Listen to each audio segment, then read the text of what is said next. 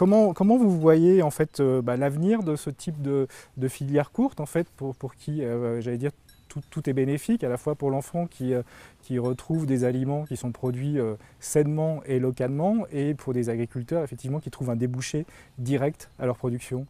Nous, on sent qu'il y a quand même une dynamique très positive. Après, il y a des freins aussi, hein, qui sont techniques un peu, financiers parfois, mais surtout beaucoup culturels. C'est-à-dire qu'effectivement, c'est quand même une démarche qui suppose de changer ses menus pour du coup être plus collé à la saisonnalité, retravailler plus les produits bruts.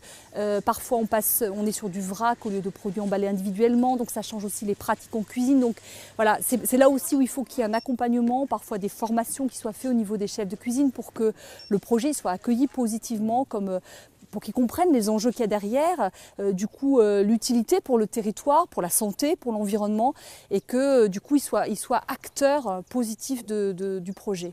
Donc vous, Christine, à la Bio d'ici, votre objectif, votre but, c'est à la fois de détecter des producteurs locaux en bio qui puissent fournir la restauration collective, et quelque part aussi de changer un petit peu les mentalités de cette restauration collective, parce que finalement ça leur complique un petit peu la vie, oui. Mais au final le résultat est bénéfique pour tout le monde. C'est ça, on est vraiment sur de la transition alimentaire, au même titre qu'on parle de transition écologique ou énergétique ou pour les territoires. C'est vraiment ça, c'est une transition pour en effet avoir à la fois une alimentation plus saine, positive pour l'environnement, pour l'air, pour la qualité de l'air, de l'eau, etc.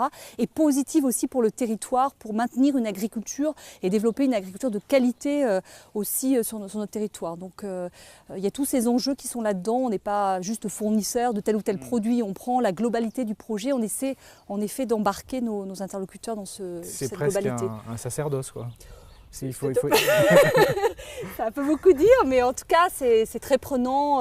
Voilà, moi je le fais par conviction, hein, c'est très clair, mais voilà, on dépasse le cadre d'une entreprise classique très clairement. Ouais.